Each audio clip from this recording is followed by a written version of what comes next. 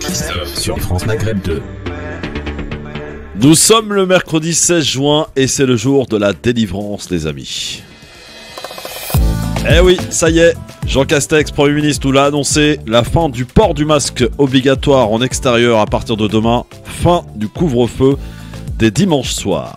Dites donc, ça ressemble pas quand même à un truc juste avant les élections? On en reparle, les amis, il faut qu'on en reparle. Jérémy Bacchi sera avec nous, il est sénateur tout à l'heure sur France Maghreb 2, il est président entre autres du groupe France-Yémen, on parlera un peu du Yémen mais aussi de plein d'autres propositions de loi qui tentent de faire passer du côté, ou d'impulser du côté du Sénat tout à l'heure sur France Maghreb 2. Et puis il y a quand même quelque chose qui intéresse tout le monde, c'est cette élection départementale régionale, du moins j'espère. Alors pas franchement en croire les sondages puisque le taux d'abstention pourrait atteindre les 60% selon les différents instituts de sondage. Est-ce étonnant? On en reparle et on vous pose la question, bien entendu, sur France Maghreb 2. Avec aujourd'hui, pour en parler avec nous, Monsieur Philippe Borriaki. Bonjour Philippe. Bonjour. Micro fermé. Ouais, il est ouvert, ça y est, il suffit de demander. Voilà. Bonjour Philippe. Bonjour, salam alaikum, Zulf Lawen. Ça y est, c'est très communautariste, ça y est, voilà. Ça commence. Non, voilà. je parle aussi russe, en ce moment je cherche un prêt, donc Dovredan. D'accord, très bien. Audrey Pronosti, aurait dû commencer par elle, élégance oblige quand même, ça se perd. Bonjour ma chère Audrey. Ouais, mais c'est pas grave, je m'habitue. Bonjour à tous Comment les ça va, auditeurs. Audrey Pronosti? Ah bah je suis super contente parce D'ailleurs, que il forcément... faut que je fasse attention parce que ma femme m'a dit t'arrêtes pas d'écorcher son nom. Ah bah merci. Voilà. Merci. Donc c'est Audrey à ta Pronesti. femme. Je la remercie, mais publiquement, parce que chaque fois j'ai beau te le dire, mais bon, peut-être que tu vas l'écouter, ta femme. Bref, Oui, non, je suis dis super pas trop contente fort non plus, arrête tes conneries, toi. avec l'annonce qui vient d'être faite, mais je Oui, n'en on dis en pas reparlera, plus. on en Voilà. reparlera. Et notre ami, mon ami, Farid Tamsamani est avec nous. Comment ça va, mon Farid? Très bien, et toi, Ah Christophe? bah, je suis ravi de te voir un mercredi. Ouais, pareil, désolé, vendredi, je suis booké, donc du coup, Oui. je suis là parmi Tu peux vous. pas en placer une avec Tarek Mami, c'est pour ça que tu viens le mercredi. Oh non, pas du tout, Tariq Mami qu'on salue. Mais oui, je rigole, Mais ça que- va. mais je reprendrai ma place si tu veux bien, naturellement. Mais tu es chez vendredi toi prochain. ici, mon Farid, comment ça? Merci. Bah oui, comment Ah, ça? je suis chez toi. Oui, enfin, Vous êtes chez vous. n'oubliez pas que ouais, non, on n'est pas chez nous, même moi je suis pas chez moi ici. Hein, voilà. Notre ami Nasser Lagili sera aussi de la partie, donc il y a du beau monde aujourd'hui. Je salue aussi Garance qui va scruter vos propos. Si vous racontez des conneries, bah, ça va être en public sur Twitter, le grand forum FM2. Ça va ma Garance? Oui, ça va, merci. Très bien. Ma Garance. N'oublie pas, Non, le mon lami tranché, Farid, ma j'ai demandé, Garance, mon j'ai Audrey. demandé à Garance de nous préparer un T'es lami jaloux, tranché hein. parce que c'est bientôt la fin de... Ouais. La fin d'ici, quoi, de son stage. J'aime pas dire Non. stage parce que franchement, c'est bien plus qu'un stage ce qu'elle a fait ici. Oh non, faut qu'il reste. Bah oui. En plus, non, franchement. Tarek Mami, sortez l'oseille. Non, franchement, elle a fait beaucoup de choses. Ouais, et, c'est clair. on la remercie. Ouais, franchement. Allez, le quiz, les amis, Très c'est parti. Tout le monde peut jouer, on y va. Agréablement. Quiz. Ils l'ont torturé, la Bien pauvre, sûr. en antenne. Vous auriez vu comment ils l'ont torturé? Qui Garance? Bah ouais.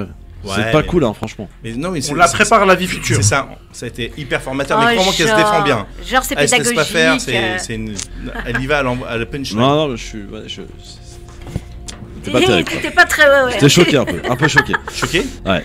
Bah, Alors, les amis, première question. Ouais. Qu'est-ce qui devient obligatoire en France, qui est gratuit, neutre en 1881? Gratuit. Quoi, neutre? Neutre Qu'est-ce qui devient obligatoire en France, qui est gratuit et neutre? en 1981. Oui. Le vote? Le vote? Le vote? Non, Non. bah non, ça y était Il a déjà. dit 1880 ou Oui, 1900? 1881. Ah, L'affichage? Non. La presse? Ah, l'affichage dans les rues. Non. La liberté de la presse. Non plus.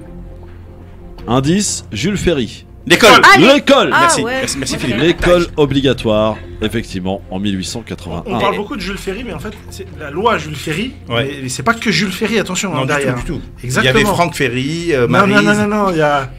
il y a- Allez, explique-nous. Non, parce que ça serait trop long, mais. C'est vrai que Oui, ça, on c'est n'a un pas beau le temps client. non plus. C'est un beau client. Non, attends. Et dans notre jargon, ça va faire plaisir à Christophe. Et je salue le rayonnement du frère Luc. Non, juste, alors, je suis obligé d'intervenir là-dessus, Christophe, parce que t'as dit que c'était gratuit et neutre, c'est ça? Oui. Il faut juste expliquer à qui allait à l'école avant. C'était l'école primaire d'ailleurs, pour être exact. Qui allait à l'école avant? En fait, tout le monde n'avait pas accès à l'école, Mm. notamment pas les filles, précisément. Et surtout, en fait, c'était quelque chose qui était l'école. Pourquoi en fait on a rendu l'école publique? C'était que l'école était une institution religieuse. En fait, on l'oublie. Donc, Oui, la oui, bien laïcité, sûr. c'est notamment ça, en fait. Ouais. C'est pour ça que Jules Ferry est au-delà de ce qu'il a pu déclarer, notamment sur l'aspect colonial de la France, en fait, Jules Ferry est le véritable émancipateur, un des véritables émancipateurs de la laïcité en France. Ok. Merci. Alors on va pas passer 3 minutes d'explication à chaque question. Ouais, sinon- mais Ah, attends, désolé. c'est ça la culture générale aussi. Attends, Attends, tu poses les des- auditeurs. ouais, et puis c'est Les Français ont le droit de intéressant. savoir, monsieur Fro. Qui devient ministre des Finances en 1969 en France? 69. En Chirac, 1900. Non. Giscard. Giscard est une Ah bonne ouais. réponse. Il Ah, deviendra bravo. d'ailleurs Bravo. président de la République en 1974. Ouais. Ouais, Giscard d'Estaing. Sous Oh. Pompidou, si je dis pas de bêtises. Oh, ouais. Oui, Très c'est ça. belle. Exactement, sous Pompidou, très Qui bonne a réponse. décédé Très belle bizarrement Il est imitation. d'ailleurs. décédé. Non, pas bizarrement, arrête. Si, qu'on te dise si. Il y a des archives, Christophe. Oui, Les Français ont le droit de le savoir. Oui. Il est fou, ce mec. Je cherche à présent un journaliste et commentateur sportif français de foot. Il est mort en 2012. Ah, Thierry Roland. oh, Thierry ouais, Roland, bravo. bonne Ouais. réponse, Farid. Moi, c'était soit Thierry Roland, soit Girardier. C'est Ouais. ça. C'était un peu plus tôt, je crois, Girardi. Thierry Girardi. Je sais plus. Non, c'est après. Non, c'est avant. après, C'est après. avant, c'est avant. j'en suis Girardi. sûr. Ah bon Ouais. Je cherche à présent Gilardi. Gilardi. un chirurgien cardiaque et homme politique français. Il a été notamment Debré. Non. Cahuzac. Non, n'importe quoi. Il a été notamment connu pour avoir réalisé la première transplantation cardiaque en Europe le 27 avril 1968 à Paris. Et 68. il est mort en 2017. Un chirurgien cardiaque. Attends, homme Je- politique français, t'as dit? Il a été homme politique, chirurgien cardiaque. Oui, mais il était quoi député, ministre Je crois qu'il a été député. Il a été connu surtout pour avoir réalisé la première transplantation C'est pas cardiaque Montaigne? Non. c'est en pas- Europe le 27 avril 1968. Ah bah d'accord. Christian de son prénom. Eh, Comment t'as dit franchement. quoi son prénom? Christian. Poncelet? Non. Oh là là, la honte, on devrait le Ouais, savoir grave. ça. Ah, c'est Abdelkader, la- Christian Abdelkader. Non, n'importe quoi. C'est la teon là. Franchement. Ah bah on connaît pas, Non, excuse-nous. franchement, c'est la honte, 68, nous on a C'est connu les super manifs, important, les barricades. Ouais. Tu vois, Garance, dis-lui 68, c'est la lutte. La lutte de la classe populaire contre la bourgeoisie. Classe populaire, non, je suis pas d'accord avec toi là. Enfin, la 68, c'est pas la classe populaire. Bourgeoisie populaire. Eh, Farid, démonte-le. en Les quelle écolos. année Eh, En quelle démonte année les écolos là. T'as vu ce qu'ils font là pour les deux roues? Ça va devenir payant. Ah ouais, j'ai vu ça, putain. Je suis vénère. L'écologisme punitive, on appelle ça. Non, on peut en Ah, parler, on peut on en parler, va on peut pas en être parler. d'accord, hein. On peut en parler, on peut en parler. Oui, bon, on va en parler. Alors, On c'est parle. qui Eh ben, c'est Christian Cabrol, les amis. Ah ouais, Le mais alors. professeur Attends, attends, Cabrol. attends. Professeur Ouais, Cabrol, non, mais nous on la le connaît. teon. Non, mais on connaissait sous connaît Christian ju- Cab, c'est pour ça. Non, moi personnellement je connaissais que sous le nom du professeur Cabrol. donc, Je cherche à présent un homme Ouais. d'État allemand. Il fut chancelier de 1982 Schröder. à 98. Pas Ah, du tout. Helmut Kohl. Mais Helmut oui, Kohl. Helmut Kohl, Il est oui. mort en 2017. Bonne réponse, Boyac. Merci. Et enfin, la réconciliation. je cherche le monsieur météo. Il est né en Gilles 1952. Il est Gilles mort. Pétré. Gilles Oui, Pétré. il est Gilles mort Pétré. le 3-2. 31 décembre 1999. Bravo. Alain Gilles Pétré. Voilà. Attends, il y en a Bonne pas réponse. 40. Le boss du quiz, Garance, le boss du quiz, il s'appelle Bouriaki. Oh là là, mais Libertà e celui-là, Corsica mais, Nazione. Voilà. il a Les pas amis, l'expliqué, en dans fait. un instant, on va parler de cette nouvelle annoncée aujourd'hui par le Premier ministre Jean Parce que tu parles tellement, au bout Castex. d'un moment, t'es obligé de sortir une bonne réponse. Ça taille en live. Eh, Allez, Ça y est, je coupe le micro de tout le monde. Dans un instant, les amis, on va parler de cette bonne nouvelle annoncée par Jean Castex aujourd'hui. Fin du port du masque obligatoire en extérieur à partir de demain. Fin du couvre-feu à partir de dimanche. Mais dites donc, ce genre de décision qui intervient quelques jours avant une élection qui peut être importante pour LREM. Ou pas, d'ailleurs. On en reparle. Est-ce que vous y voyez un lien ? Je sais pas. En tout cas, quoi qu'il en soit, c'est vrai que ça ressemblait plus à grand chose quand on voit les images d'hier soir encore après la victoire de l'équipe de France. Quand on voit ce qui s'est passé à Roland-Garros, où le public a été autorisé à rester alors qu'au moment même, on était en train d'évacuer la place des Invalides. Voilà, il y a quelques questions qui restent pour l'instant sans réponse. Eh bien, on va tenter d'y voir un petit peu plus clair dans un instant.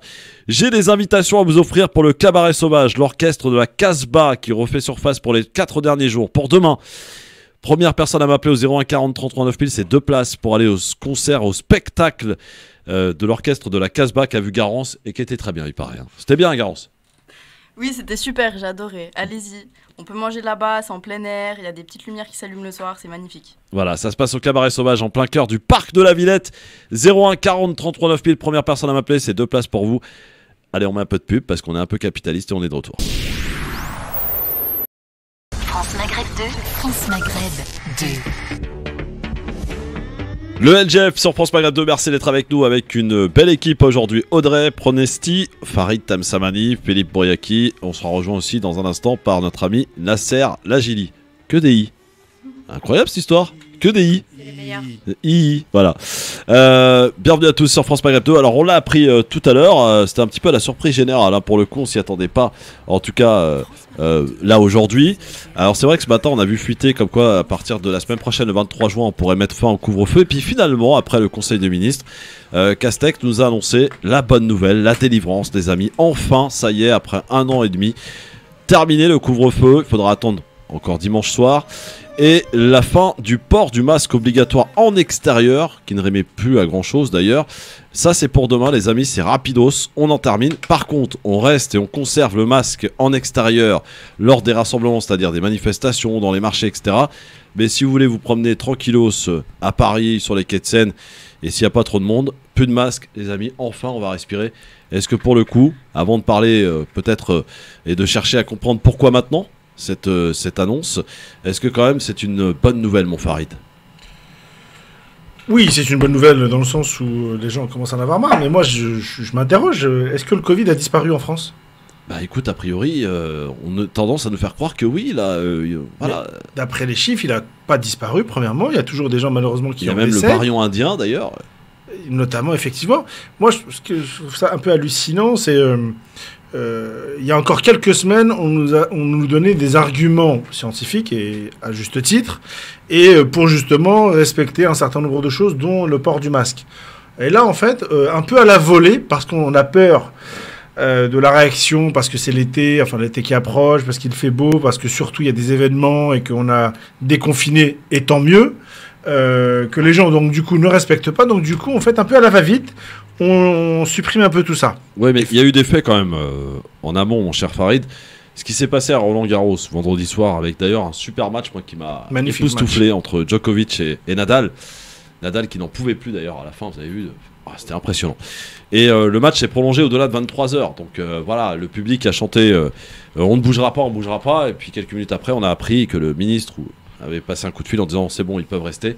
Et on a remercié Macron d'ailleurs, tout le public a remercié Macron. Mais ça ne serait pas arrêté là. Non, mais ça ne serait pas arrêté là si au même moment, la police avait évacué de manière assez musclée la place des Invalides où s'était donné rendez-vous à peu près 1000 jeunes. Tout est parti de TikTok. Oui. Non, j'étais pas plus de 1000. Si. Bon, en tout cas, il y avait des jeunes, place de l'Invalide, quoi, qui étaient là, qui faisaient la fête, comme etc. Jeunes, et la police les a évacués de manière assez forte, assez musclée. Voilà, donc c'est ces images contrastées. Quand on voit hier soir, pas plus tard qu'hier soir, Farid, après la victoire de l'équipe de France, moi, j'ai jamais vu que l'équipe de France qui entame sa compétition, donc c'est des matchs de groupe, donc pas beaucoup d'enjeux, entre guillemets, de voir autant de monde pour célébrer la victoire de l'équipe de France, c'est du jamais vu. Ça veut dire que là, aujourd'hui, il y a une volonté des Français qui n'en peuvent plus et qui veulent sortir. Ouais, donc ça, le gouvernement a saisi ça. Non mais que les Français en aient marre de porter le masque, effectivement du confinement, de toutes les restrictions, ça s'entend et c'est tout à fait normal. Moi je fais partie de ces gens qui clairement en ont plus que marre. La réalité c'est quoi? C'est moi ce qui dans l'infantilisation de tout ça, c'est que les arguments qu'on utilise aujourd'hui, on pouvait pas les utiliser il y a 2 mois. Moi, c'est ça qui m'inquiète, parce que quand on regarde les chiffres, il y a toujours des infections du Covid, il y a toujours des gens qui décèdent du Covid. Alors, heureusement, beaucoup moins qu'il y a... D'ailleurs, on n'en parle plus, vous avez remarqué dans les médias, on n'affiche plus les chiffres, pour rien, quoi. Et moi, j'ai l'impression qu'on prend véritablement un risque français. Ou pas? Le risque, oui, mais c'est ça qui est hallucinant. Et on se fait vacciner, Farid. Comment tout va bien, on se fait vacciner. Non, ça suffit pas, c'est pas vrai. Il y a des gens qui sont vaccinés, qui ont quand même le Covid. La vaccination, elle est théoriquement, et encore, qui est vacciné, elle est là pour... Qui est vacciné? T'es vacciné, Farid? Oui, moi je suis vacciné. Des 2 doses? J'ai eu le Covid, donc du coup j'ai qu'une seule dose. Philippe, il est vacciné. Audrey, t'es vacciné? Moi, j'ai que ma première dose. Moi aussi. Voilà. Mais en ce qui concerne les vaccinés, il faut savoir qu'il y en a vraiment très peu qui sont vaccinés. Vraiment, il y a plus de 30 millions de personnes, mais c'est 30 peu. millions, c'est quand même beaucoup. Mais non, par rapport à la population totale. On nous a tellement fait peur. La moitié de la population, enfin compris, c'est pas mal. En plus, on vaccine les ados à partir d'aujourd'hui, donc. Et alors, je parle de ceux qui ont la première dose. Oui. Et ceux qui ont la deuxième dose, c'est la moitié, un peu plus de 15 millions. Donc voilà, moi je suis désolée. Alors, je suis quand même très très contente qu'on n'ait plus besoin de porter le masque. Notamment, déjà, quand je dois faire court, c'est une catastrophe. Je suis pas la seule. Les profs en ont marre. Enfin bref, c'est intenable. Les profs sont jamais contents, ils ont toujours marre, alors imagine-toi, à 8h30, je dégouline. Non, mais avec la chaleur qu'il fait, les gamins, ils en peuvent plus. Mais ça sent d'ailleurs. Hein. Pardon. Non, mais je veux dire, non, mais il y a même certains profs qui ont carrément fait le choix de ne plus le porter, et même des directeurs d'école. Bref, je dirais pas les noms, c'est peu importe, mais si, justement. Non, mais ce que je veux dire par là, c'est qu'effectivement, je vais dans le sens de Christophe. Les Français en ont marre. Alors, mais je pense pas. Alors, que c'est cette pas mon avis, mesure... c'est juste une réflexion par rapport à ce qu'on peut voir. Oui, c'est une réflexion qui, à mon avis, et moi, le premier, d'ailleurs, est très juste. Oui, à mon avis, elle est très juste, mais en tout cas, je ne pense pas que cette mesure a été prise en fonction de l'avis des Français, parce que si c'était le cas, ça se saurait. Depuis le début de cette crise sanitaire, ils n'ont pas franchement pris, en tout cas, en considération l'avis des Français. Donc, on va chercher à savoir pourquoi et pourquoi maintenant. Mais d'abord, Philippe, c'est une bonne nouvelle quand même. C'est une bonne nouvelle. Évidemment, tous les signes du déconfinement progressif et de la fin des mesures restrictives et sanitaires sont une bonne chose, c'est-à-dire qu'on est en voie de retrouver une vie quasi normale. Par contre, je ne peux m'empêcher d'y voir une tentative de récupération d'actes politiques de la part de Castex, pour sûrement, après la catastrophe chanson chantée par Madame Schiappa. Ah ouais, fallait la voir la vidéo. Hein. Vous l'avez vu la vidéo? Elle est extra. Au Parc Floral. Quand le Parc Floral, ouais, c'est ça. C'est Laurent Saint-Martin qu'il faut voter. Enfin, c'était. J'en pouvais plus sur ma vie. Il faut voter Laurent voilà. Saint-Martin. Plus rien Ah non, mais DJ, elle s'est crue DJ l'autre. Sur la tête des canards, j'en pouvais plus. J'ai regretté d'être au même moment au meeting de Julien Bayou. C'est là-bas, c'est pour dire. Place Tubi. C'est pour dire. Et quand tu regardes en fond de cale tous les gens des pattes qu'on a sortis pour pouvoir. Comment ça, on s'amuse? Moi, t'es fou. On est sur la scène, on a fait du pump it up et vous get a pump it up. Bon, revenons aux choses sérieuses, blague à part. Moi, je suis tombé hier soir, tu sais que je suis un couche-tard et un lève-tôt, je suis tombé sur la déclaration du ministre de la Santé. Olivier Véran. Qui a dit, écoutez, hier, je plaisante pas, il faut pas relâcher, il faut continuer à être vigilant, il faut porter et garder les gestes barrières, le masque, c'est important. Et ce matin, on nous dit, demain, c'est fini. Là, en même temps, ça va trop vite pour moi. Franchement, là, la Startup Nation, j'ai pas le temps de suivre. Qu'est-ce qui se passe? Je pense qu'il y a aussi un arrière-goût politique, parce que justement, hier, les chiffres disaient qu'en Grande-Bretagne, ça repartait à la hausse le variant Delta, pour ne plus dire le variant indien, parce que c'est stigmatisant. Oui, d'ailleurs, c'est pourquoi ils ont appelé variant Delta? Mais parce que justement, les Indiens, ils ont dit arrêtez, hein. On va pas rigoler, on va vous envoyer tout le monde. On va prendre un appel au standard au 01 40 33 9000. Younes, salut Younes. Salut, je vais éteindre la radio, c'est ça, de la voiture? Ouais, exactement. Bonne idée, c'est une bonne idée, Younes. Bonne idée. Tu nous appelles d'où, Younes? Moi, je suis d'accord avec Farid, votre consultant. C'est bizarre. Hein. Moi, la question que je me pose, c'est est-ce que les hommes politiques eux-mêmes, ministres, enfin ceux qui gouvernent, n'en ont pas marre eux-mêmes de cette situation? Ils veulent passer à autre chose. Parce qu'effectivement, on n'est pas sorti encore de cette crise sanitaire. Est-ce que là, il fait beau, il fait 30 degrés, ils en ont marre, on en a 34 marre, bon. À Paris. C'est ça la question qu'il faut se poser. C'est mois d'octobre, septembre, on retombe encore dans tout ce qu'on a vécu. C'est une histoire sans fin. Après, voilà. On est des moutons, on subit. Après, on aime la liberté, on est des êtres humains, on veut profiter, il n'y a pas de souci. Mais il faut être conscient, il faut y aller avec prudence. Le vaccin, on s'est vacciné, première dose, on va voir ce que ça va donner. Il faut bien faire quelque chose. Mais faut être prudent, faut pas oublier qu'il y a des gens qui souffrent, il y a des familles, il y a ceux qui ont perdu des familles qui n'oublient pas, qui sont traumatisés. Il y a un méli-mélo de tout ça. Il y a la politique, mais à côté de la politique, on est adulte et vacciné. Oui, bah oui, pour le coup, vaccinés, faisons attention tous, même si c'est les vacances. Tu fais quoi dans la vie, Younes? Chef de cuisine. Chef de cuisine. Ah ouais, tu dois faire chaud dans ta cuisine en ce moment. Ouais, j'ai morflé pendant le confinement. Pour un groupe dont je ne citerai le nom, ils ont tout mis au chômage, ils ont tous mis au chômage partiel. faut vider les poubelles, faut ressortir ce natif. C'est la vie, bah, ça a été difficile, mais c'est comme ça. Hein. Et là, ouais, la chaleur, on a l'habitude. Hein, Bon, tu pars en vacances, Younes? Ouais, Inch'Allah, je vais essayer de trouver un moment, mais ouais, il en faut aussi. Il en faut. Et tu pars où? Tu pars où, Younes? Bah, dans le sud, hein, je vais partir dans le sud. Je sais pas. Dans le sud de la France. Je vais pas te mentir, je sais pas. Franchement, je sais pas. Mais tu restes en France ou est-ce que tu sors de Non, il là va dans le sud de la France, il t'a dit. Non, Ouais, ben l'Algérie, c'est sous de la France, non? Pourquoi l'Algérie? Géographiquement parlant. Non, le bled, c'est pas la peine cette année. Hein. Il mélange encore, je sais pas. Eh, t'as vu les billets d'avion? Et ils sont pas fous? Moi, je voudrais m'adresser à l'Algérie. Eh, sérieusement, non, C'est pas l'Algérie, c'est l'Algérie. Faut pas y aller, faut pas y aller, hein, sauf ceux qui Non, sont mais obligés. 1000 euros le billet aller, 1000 euros le Eh retour. non, faut Ils pas y aller, sont hein, fous. faut pas y aller. Mais Ils c'est veulent pour pas nous voir. dissuader les Moi, je gens voudrais d'aller. m'adresser au président Abdelmajid Tebboune. Monsieur le président, s'il vous plaît, vous avez vu le Maroc? 150 euros. Et ils ont dégainé. Allez, faites un geste.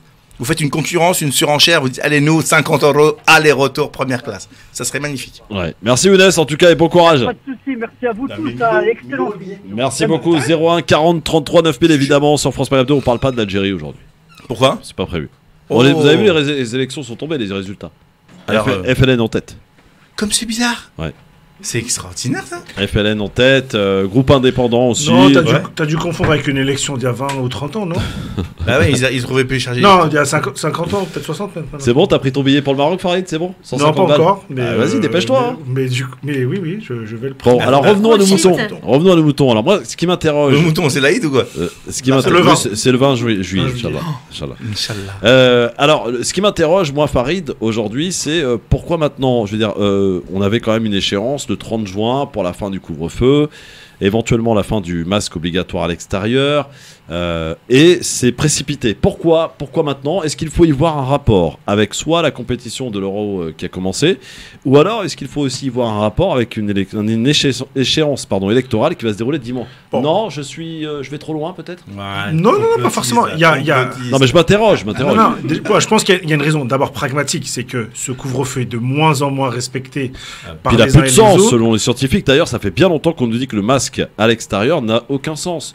Donc, comme il est moins respecté, ce que le gouvernement, à mon sens, veut absolument éviter, c'est de voir, c'est l'image de policiers qui demandent aux uns et aux autres de rentrer chez eux. Donc ça, c'est plutôt catastrophique. Ouais. Ça a plutôt tendance à se multiplier. Ouais. Et puis, il y a quand même un élément. Effectivement, il y a une élection qui ce week-end, en tout cas pour un premier Assez tour. lié alors, Farid. Non, j'ai pas dit que c'était la raison essentielle, mais quand on est gouvernant, c'est évident qu'on prend en mesure toutes les caractéristiques. Et non, mais c'est tout à fait logique. Et alors, je te rassure tout de suite, c'est pas ça qui va changer, à mon avis, le fond de l'élection. Ça dépend. Si t'as des images la veille Alors, de détrompe-toi. minots, heureusement que je parle, mais vas-y. Pardon. Si t'as des images la veille de minots qui se font légèrement bousculer par les CRS, Oui, c'est ça. Je suis pas sûr que le lendemain la jeunesse aille voter Macron. Mais je pense que la jeunesse, de toute manière, ne mais- votera pas Macron. Ah si, il y en a certains qui veulent voter Macron. Oui, regarde. mais ça- Christophe, t'en connais toi, non? Non, Ah mais- bon, où ça? Philippe, Ah, Non, Philippe, Ouais. boucle là. Là. Mais- Non, n'importe où. mais attends, non, moi je voudrais juste rebondir sur un truc parce que effectivement, à Roland Garros, t'as des gens qui ont chanté Merci Macron, mais aux Invalides aussi. Quoi, C'était les ça policiers. aussi Merci Macron. C'est extraordinaire. Non, Ouais. mais je suis pas certain, Philippe, que la proportion de jeunes qui bien avaient sûr. l'intention de voter Macron. Ça change je du pense pas vendredi, qu'elle hein, change Farid. grand-chose. T'as vu? Ça change Comment du vendredi et le mercredi. Ah mais attention. C'est le jour des enfants aujourd'hui, le mercredi. Il faut Ouais, absolument c'est pas ça. sous-estimer. les indisciplinés. Il faut absolument pas sous-estimer la force de frappe qui est la machine de la République en marche aussi. Qui s'est avec- offert d'ailleurs un super local. Ça te pour dérange la pas que je campagne. finis, mais c'est un Non, truc mais de fou, c'est attends, c'est incroyable. mon émission, je me Bah, c'est suis ton émission, mais d'accord, mais t'invites les invités pour leur couper la parole. Alors, Il y en a un seul, c'est Philippe Mouyaki. Boyaki, combien Voilà. a coûté le nouveau local de la République en 35 marche? millions d'euros. 35 millions. Ouais, mais je suis au cuisse, je vous massacre tous, c'est ça Dans que le t'as pas 8e compris. arrondissement, Ouais. 2800 mètres carrés. Ouais, mais parce qu'ils sont modestes. Non, il faut quand même expliquer que c'est quand même le parti majoritaire, qu'il est ultra positif en termes de finances publiques, donc c'est Ouais. logique. Enfin, moi, ça me paraît pas choquant Bah oui.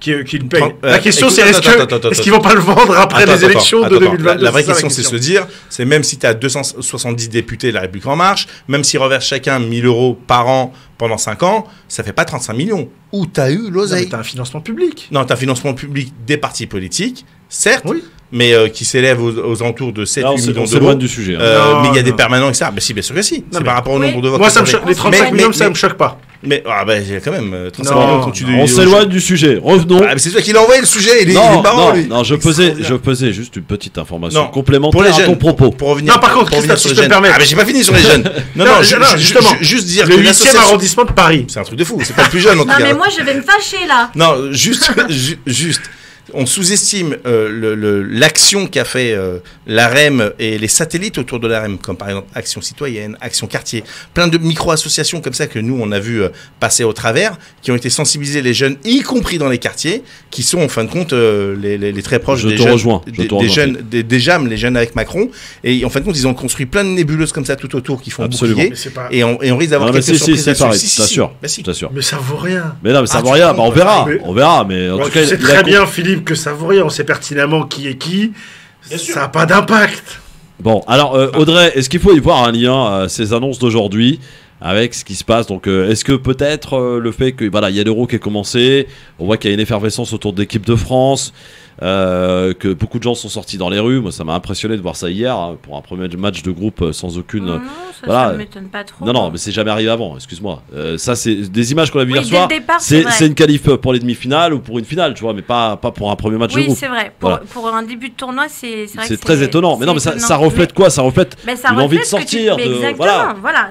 Mais par contre, par rapport à une tactique politique, oui, là, moi, je m'interroge fortement pour la simple et bonne raison qu'ils sont quand même...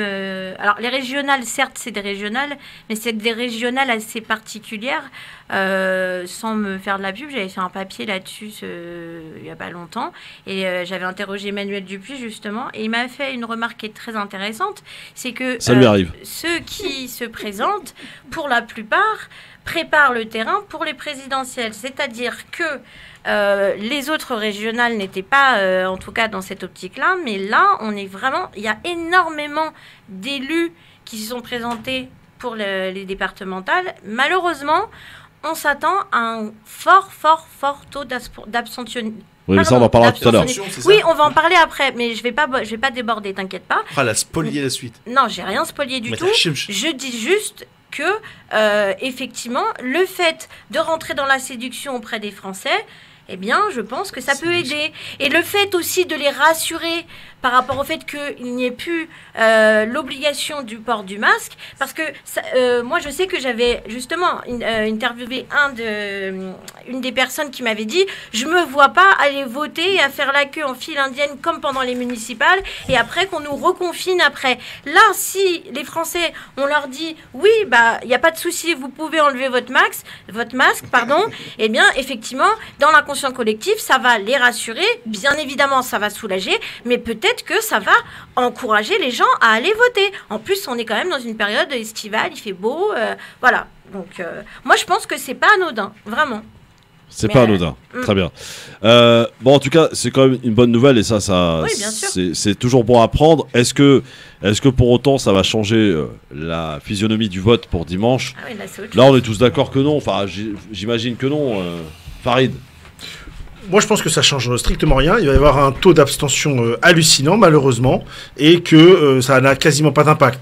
Est-ce que Macron pense à cette élection, enfin le président Macron, est-ce qu'il pense à cette élection ou à déjà la campagne électorale pour la prochaine? À mon avis, il y a débat là-dessus. Oui, et même ceux qui... Et on salue notre ami Nasser Laji qui vient d'arriver, sans masque. Il a commencé... si, j'ai mon masque, mais il est baissé. Ça y est, tu peux l'enlever, c'est fini. À partir de demain, c'est fini. C'est ça. Voilà, c'est une bonne nouvelle. Ça, c'est une très bonne nouvelle. Ouais. Dis donc, bon Nasser, est-ce que c'est lié avec ce qui arrive dimanche, les élections Non. Ah, je pense qu'il y a... Ouais, on arrive à une période électorale, je pense. Oui. Il y a une échéance qui arrive là, dimanche. Je pense qu'il faut commencer à soulager avant que la tempête arrive, malheureusement. D'accord, vous êtes tous complotistes en fait, c'est ça? Non, pas du tout. Non, je considère que là, la situation ne va pas forcément s'arranger. Et je pense que c'est beaucoup plus politique qu'autre chose. Et Farid faisait une très bonne remarque tout à l'heure, il disait, mais attendez, le Covid c'est terminé là? Ou qu'est-ce qui se passe? Et pourtant, c'est pas vraiment terminé. Hein. En même temps, excuse-moi Christophe, mais il y a beaucoup de chercheurs qui ont prouvé que le masque n'avait pas forcément d'effet. À l'extérieur, oui, absolument. Oui, à l'extérieur. Ouais. Donc, on pouvait le faire depuis très longtemps. Oui, mais depuis le début, le gouvernement n'a jamais écouté le conseil scientifique. C'est étonnant qu'il écoute maintenant, quoi. Oui, c'est vrai, Farid, non? Ah oui, complètement. Non, mais en fait, c'est à géométrie variable. C'est quand ça nous arrange, en fait. Mais c'est Ouais. ça. C'est pour ça que c'est. Moi, très c'est ça qui me choque. compliqué. Moi, Bien sûr. moi je préfère ne pas le porter, objectivement parlant. Maintenant, on peut pas dire la veille, il faut absolument le porter, Ouais, c'est etc. ça. Et là, ce matin, on se réveille, en fait, on nous dit l'inverse. Moi, c'est juste ça. La cohérence, à un moment donné, chez les politiques, il faut qu'elle Non, s'applique. chez En Marche, pas les politiques, laissez tranquille les autres. Alors tiens, je suis candidat. tiens, Ouais, tu me tends une perche, mon Philippe, Ah ouais. tu me tends une perche. Vous êtes des motards, il y a deux motards autour de cette table. Et Moi, je à suis un faux motard. Un hein, quand javelot là que tu m'as envoyé. à partir de 2022, et déjà dans certaines villes, Ouais. les véhicules de roues seront bien obligés de payer leur stationnement. Ouais. Et ça, on le doit à... Non, on le doit aux écolos Non. qui ont fait pression Tu vois, t'assumes auprès pas. de Madame Anne Hidalgo Ouais. pour que, en fait, on verbalise. Non, Moi, je te propose que tu appelles David Béliard. David Béliard, effectivement, Je te qui est donne à- son qui est à numéro et tu l'origine- l'appelles.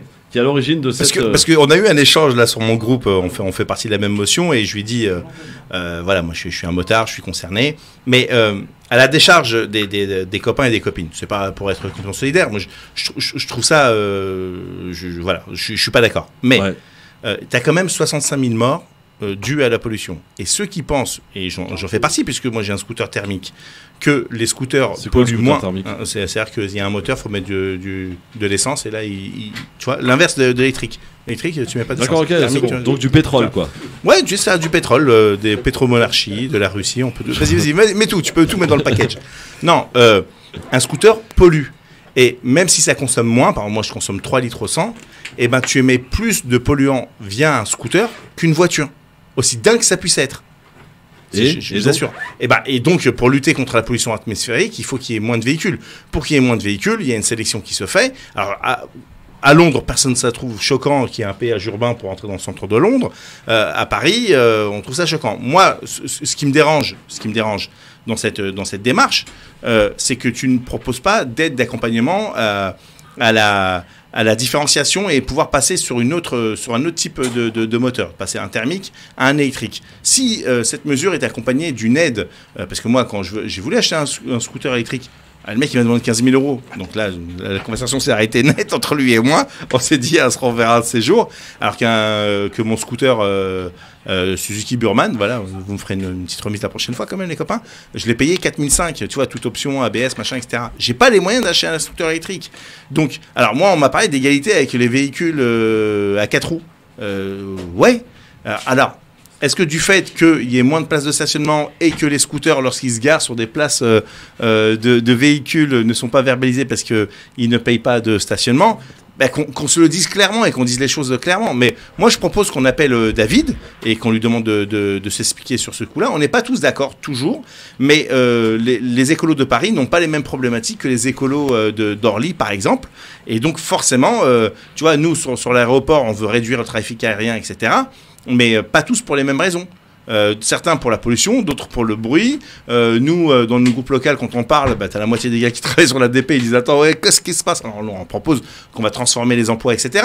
Mais tu vois, il y a tout un accompagnement à faire et on n'est pas pour une écologie punitive. Et ça, aujourd'hui, Ça y ressemble un peu quand même, c'est ça qui est dommage. mais bien sûr, ça y ressemble quand tu dis aux gens je vais te taper à ton portefeuille. Bien sûr, tu le punis. Mais si tu lui dis hey, je suis en train de te sauver la vie, hein, parce que faut aller dans les hôpitaux quand les mecs ils ont des cancers des poumons. Faut voir dans quel état ils sont. Faut voir quand tu te fais couper un poumon. Là, tu rigoles moins. Moi, je voudrais qu'on appelle les gens là qui vont se faire opérer dans peu de temps ou qui risquent d'y passer. Tu vas voir leur discours, ça va pas être le même. Ils vont être encore beaucoup plus punitifs que nous. Ouais. Donc, faut essayer de trouver une juste mesure pour que tout le monde soit bien épanoui, et qu'on puisse utiliser l'espace public tous ensemble Alors, et on paye en harmonie. Mais en c'est vrai que une Paris devient minute, compliqué. Farid, toi qui es motard, l'écologie ça coûte cher, c'est punitif, c'est comment tu le vois en fait?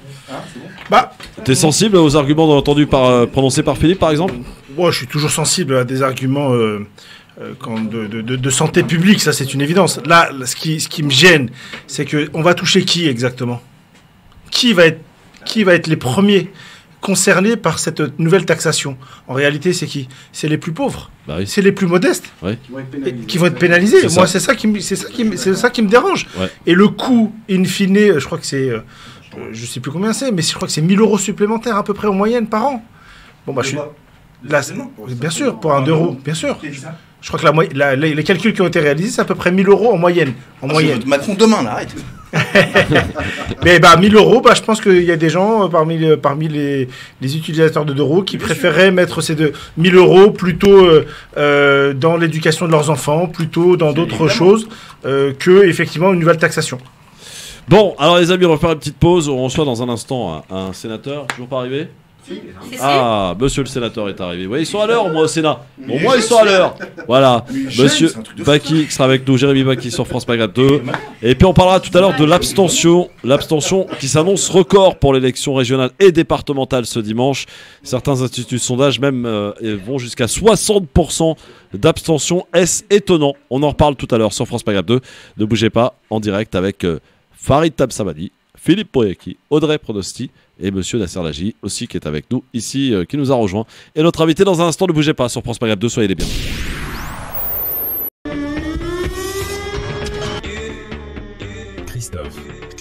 Le LGF sur France Maghreb 2, merci d'être avec nous et en direct bien sûr jusqu'à 18h avec une belle équipe aujourd'hui sur France Maghreb 2, à savoir Monsieur Farid Tabsamani, Audrey Pronosti, Nasser Lagili et Philippe Boyaki. Et je vous propose donc d'accueillir maintenant notre invité, il est sénateur. Bienvenue à vous Monsieur Jérémy Baki, soyez le bienvenu sur France Maghreb 2. Merci. Ravi de vous recevoir aujourd'hui. Merci Monsieur Baki. On dit Monsieur Baki ou Bachi alors ? Baki, Baki. effectivement, non. D'accord. Prononcie bien. D'accord. Alors, évidemment, votre accent vous a un peu trahi puisque vous êtes sénateur des Bouches-du-Rhône. Effectivement. PACA, vous êtes combien de sénateurs Bouches-du-Rhône ? 8. 8, d'accord. Vous faites partie du groupe communiste républicain, citoyen et écologiste. Oui. On fait d'écologie donc. Ben oui. C'est très bien, c'est très bien. C'est le cas, et juste d'un petit mot, ça tenait parce qu'il y a encore quelques temps, les écologistes n'avaient pas de groupe au Sénat et on avait accueilli notamment Esther Benbassa et un certain Qui sera d'ailleurs avec nous mardi prochain. Dans notre groupe, et donc on a gardé cette dénomination, évidemment. Alors, monsieur le sénateur, vous êtes aussi président du groupe France-Yémen. Et le Yémen, on en a beaucoup parlé ici. On en parle très peu dans les médias et la situation est on ne peut plus catastrophique au Yémen. Comment s'oriente votre travail justement par rapport à ce groupe ? Écoutez, pour l'instant, un travail d'audition essentiellement parce qu'il s'agit d'avoir le maximum d'éléments sur une situation complexe. Vous savez qu'il y a différents acteurs qui interfèrent sur le problème yéménite.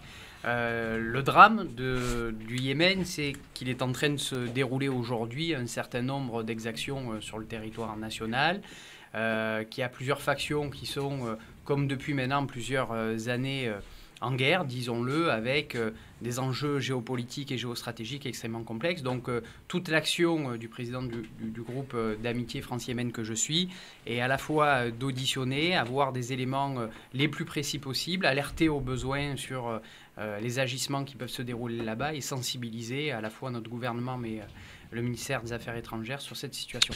Alors vous êtes un sénateur tout frais, si je puis dire. Vous avez pris vos fonctions au mois de septembre ? Effectivement, c'est ça. Comment ça se passe alors après, quelques mois après ?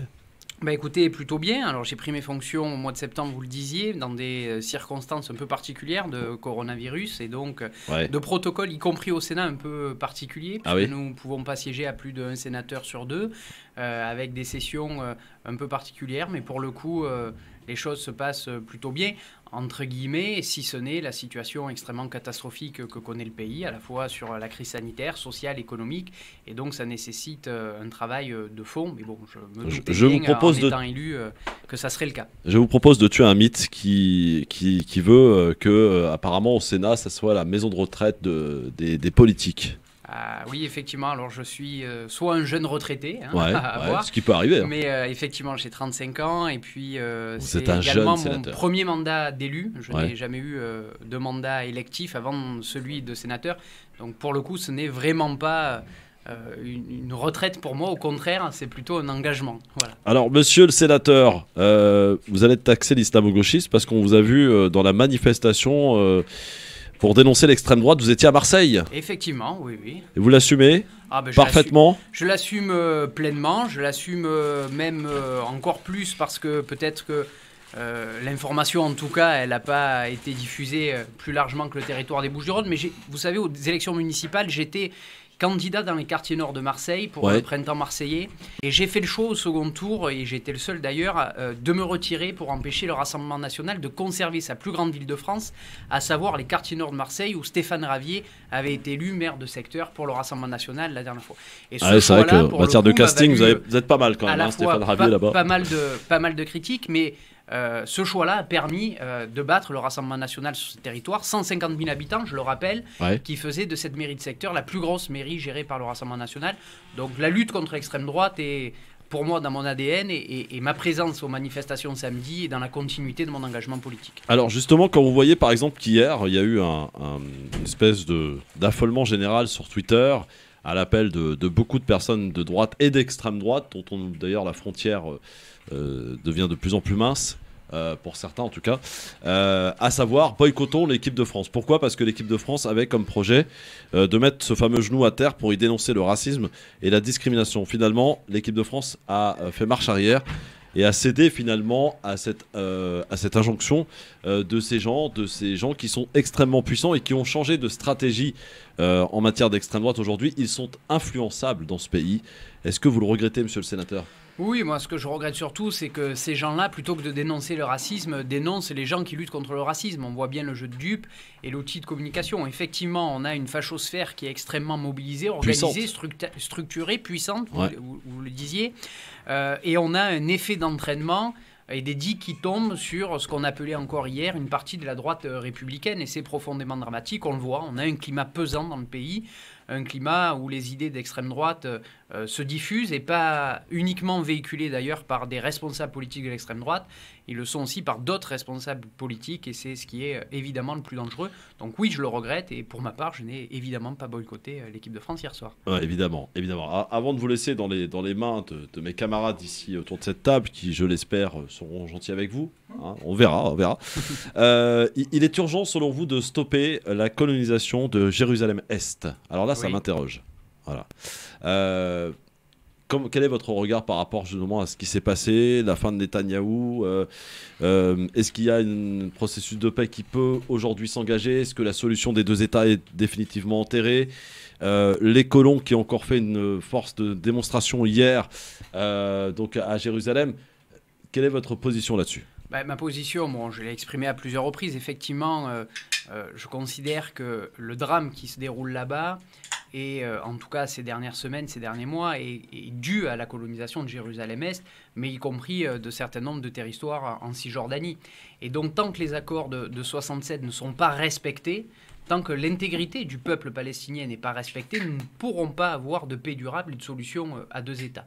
Et donc, je regrette profondément, je l'ai dit, j'ai condamné, j'ai fait des appels en ce sens, que la communauté internationale, que la France, que l'Union européenne ait adopté une position plus que frileuse, je le dis, par rapport à ce qui s'est passé ces dernières semaines là-bas. Les États-Unis, vous me direz, c'est pas surprenant, ils ont toujours une diplomatie sur les conflits au Moyen-Orient plutôt très pro-israélienne, et je le regrette. Je note malgré tout qu'il y a aussi en Israël une population progressiste qui a manifesté dans plusieurs villes aujourd'hui d'Israël pour réclamer une solution à deux États. Et je crois qu'il faut qu'on arrive, en tout cas responsable politique que je suis, à créer des passerelles entre tous les progressistes, qu'ils soient israéliens ou palestiniens, pour créer les conditions d'une paix durable. Et le départ de Netanyahou, écoutez, moi je vous le dis, je suis un peu circonspect, j'ai le sentiment que ce gouvernement fait de briques et de brocs avec des ultranationalistes, avec le centre-gauche, avec des sociodémocrates, bref, un peu tout le monde ne préfigure finalement rien de bon quand on voit les ministres et les positions qu'ils ont pu tenir au cours des derniers mois ou des dernières années. Je trouve ça extrêmement regrettable. Je salue, parce que ça a été les seuls à ne pas le faire d'ailleurs, les députés communistes israéliens qui ont refusé de participer à cette mascarade de gouvernement d'unité nationale. Est-ce que pour autant c'est la fin du cauchemar pour les Palestiniens avec l'arrivée du nouveau Premier ministre ? Pas sûr. Écoutez, je vous fais part de mon plus grand scepticisme. Je le souhaite, mais je suis malheureusement peu optimiste. Alors, preuve qu'au Sénat on travaille et que M. Baki travaille, il fait des propositions de loi, notamment garantir la garantie du droit à l'eau et à l'accès pour tous. Oui, effectivement. Alors, l'eau, c'est pour où exactement ? L'eau, tout d'abord, c'est ne pas accepter aujourd'hui, dans notre pays, que l'eau soit accaparée par des entreprises privées qui fassent du bénéfice sur un bien Entreprises qui privées est, comme la Lyonnaise par exemple? oui, oui, ou d'autres d'ailleurs, hein, mais voilà, effectivement, sur un bien commun. Qu'est-ce qu'on observe? Moi, je le vois dans mon département, on a des communes comme Roquevert, une commune communiste, qui a municipalisé son eau, qui l'a même rendue gratuite pour le consommateur sur les premiers mètres cubes d'eau.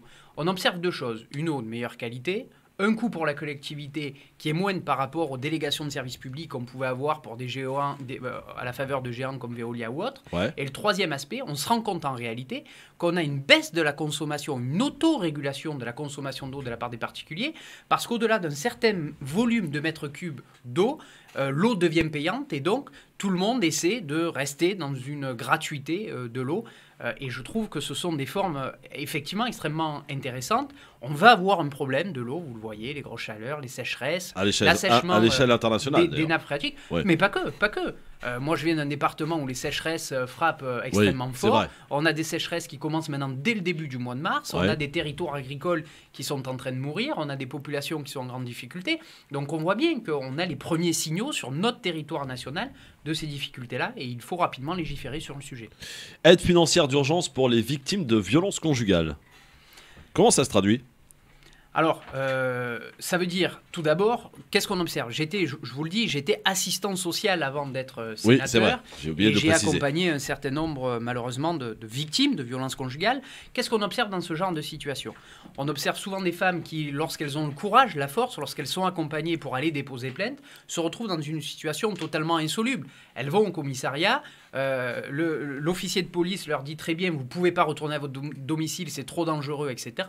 Mais au domicile, il y a les enfants. Elles n'ont pas forcément les moyens d'aller à l'hôtel ou de trouver un appartement dans l'immédiat. Elles n'ont pas forcément les ressources pour s'éloigner à plusieurs kilomètres du domicile conjugal. Et donc, certaines d'entre elles sont contraintes matériellement de retourner au domicile conjugal avec tous les risques que cela comporte. On le voit malheureusement encore ces derniers jours avec une recrudescence des féminicides dans notre pays. Et donc, Ouais. ça nécessite effectivement un Le gouvernement accompagnement. n'en fait pas assez selon vous? Ah non, non, mais effectivement, il n'en fait pas assez. Moi, je cite un exemple, un pays, c'est l'Espagne. Aujourd'hui, toutes les associations, quelles qu'elles soient, et on sait qu'il y a des différences entre les associations féministes, réclament 1 milliard d'euros, un plan de 2 milliards d'euros pour les femmes et pour les victimes de violences conjugales dans le pays. En dehors de ça, en dehors des communications, notamment de Marlène Schiappa sur le sujet, on se retrouve avec des mesurettes, 30 millions d'euros par-ci, 60 millions d'euros par-là, des plans d'hébergement d'urgence très nettement insuffisants, la mise en place des bracelets d'éloignement anti-proximité qui sont à la marge aujourd'hui. Bref, il manque des moyens et tous les jours, on se rend compte qu'il y a des drames qui auraient pu être évités si les moyens financiers avaient été mis là. Je ne dis pas qu'on peut tout régler, mais en tout cas avec 1 milliard d'euros, on pourra réduire drastiquement les violences faites aux femmes. Il y a un vrai travail aussi de prévention et d'éducation dès le plus jeune âge sur ces questions à mettre en place et ceci nécessite des moyens. Alors une bonne proposition de gauche pour le coup, soutien au commerce de proximité et en taxant les commerces en ligne. Ah, Oui, commerce en ligne notamment comme Amazon par exemple. Effectivement. Oui, oui, parce qu'on a travaillé évidemment sur le sujet, sur les GAFAM, sur ces grandes entreprises qui font énormément de bénéfices, qui en ont fait encore plus à la faveur de la crise sanitaire, et qui en plus se soustraient à la solidarité nationale, à l'impôt dans notre pays. C'est totalement insupportable, alors que nos cœurs de ville, nos cœurs de village sont en train de mourir, les commerces de proximité, par rapport à une concurrence déloyale. Alors nous avons la semaine dernière travaillé sur une proposition de loi extrêmement intéressante qui a été adoptée au Sénat en première lecture sur la question du livre, sur comment on arrive à soutenir nos librairies par rapport aux géants que peuvent représenter Amazon. Mais Amazon, ce n'est pas que le livre, c'est tout un tas de commerces qui aujourd'hui met à mal les commerces de proximité. Donc si à minima, je dis bien à minima, on arrivait à imposer les mêmes règles de fiscalité à Amazon et à ces gens-là qu'au commerce de proximité, nous aurions déjà réglé une bonne partie de poubelle. C'est inacceptable qu'un petit commerçant qui travaille 15 heures par jour paye 2, 3, 4 ou 5 fois plus d'impôts que le géant Amazon sur notre territoire national. Monsieur le sénateur Jérémy Baquet est avec nous. Encore deux petites questions avant de vous laisser dans les mains de mes camarades. Création d'un programme national d'intelligence économique, ça existe déjà, monsieur le sénateur ? Alors, c'est pas tout à fait vrai, c'est-à-dire c'est surtout ce qu'on y met derrière, en réalité, ou en termes de contenu. Moi, je crois qu'aujourd'hui, on est dans une vision de notre économie qui est...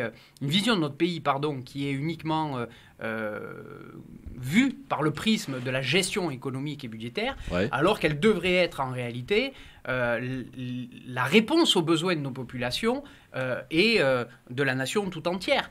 Et là, on opère un basculement, en réalité, en ce qu'est le rôle des politiques. Moi, je fais de la politique non pas pour gérer la France comme si c'était une entreprise, je fais de la politique pour répondre aux besoins des populations. Donc, il y a deux philosophies, très rapidement. La première, c'est de dire, regardez ce qu'on a dans les caisses de l'État et on va faire en fonction de ce qu'on a dans les caisses.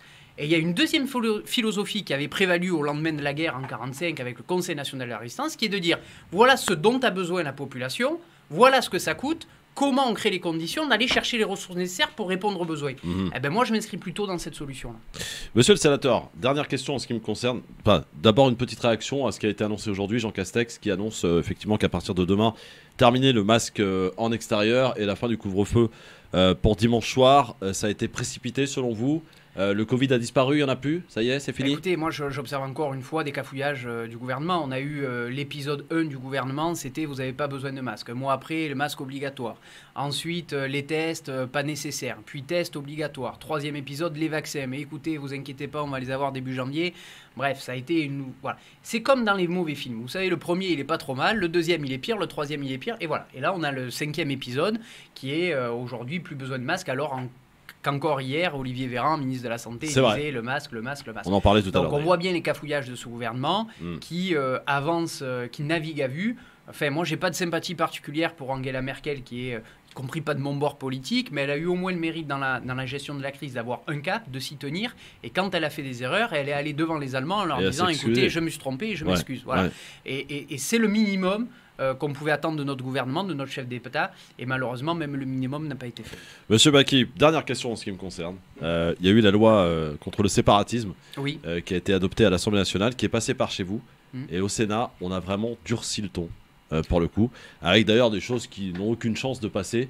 Est-ce qu'au Sénat, qui est majoritairement à droite, pour le coup, votre voix a pu se faire entendre? C'est vraiment, ça a été absolument hallucinant ce qu'on a pu voir, ce qui a été voté au Sénat dans cette loi. Alors, est-ce que notre voix a pu être entendue? Bon, en tout cas, on s'est exprimé. Après, elle n'a pas pesé malheureusement sur l'orientation générale du texte, compte tenu de la représentation du groupe communiste au Sénat. Effectivement, la droite a durci massivement ce texte. Nous avons d'ailleurs voté contre ce texte, le groupe communiste au Sénat, parce qu'on sent bien qu'au travers des amendements de la droite, il y a une vision de la société qui n'est pas une société du vivre ensemble, qui est une société stigmatisante, qui est une société de plus en plus inégalitaire qui est proposée. Et c'est un texte profondément dangereux. Et je dirais même, à un an de l'élection présidentielle, j'ai le sentiment que la droite sénatoriale a fait de ce texte un outil de communication pour préparer une élection présidentielle à venir.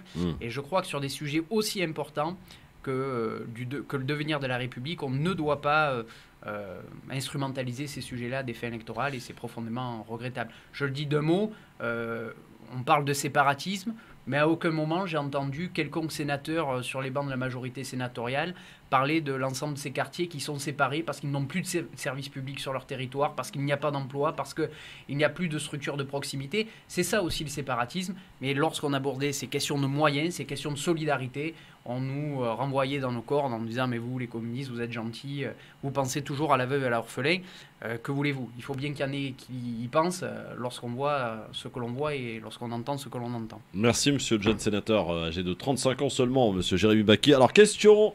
Ah tiens, au hasard, Bouriaki. Philippe Bouriaki, question pour monsieur le sénateur, ici présent avec nous.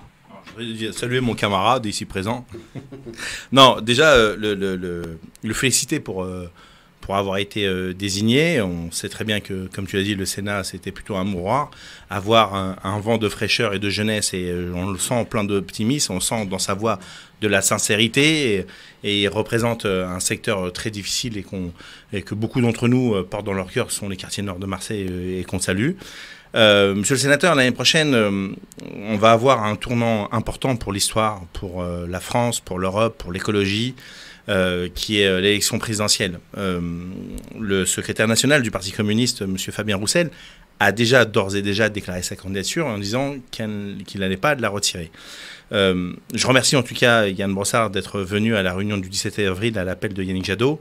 Ne pensez-vous pas, monsieur le sénateur, que si la gauche et les écologistes partent dispersés à cette échéance importante, je dis bien capitale, pour ne pas dire le mot carrément importante, qu'on assiste à un mauvais remake de 2017 et qu'on soit... pour beaucoup d'entre nous, la boule au ventre d'aller voter pour un deuxième tour nauséabonde, parce que tu as été sympa avec la loi séparatisme, Christophe, mais je vais peut-être choquer mes quelques copains qui sont à la REM, avec un Darmanin, avec une Schiappa en roue libre. Je vois pas de différence, moi, entre Jordan Bardella, Marine Le Pen et Darmanin et Schiappa.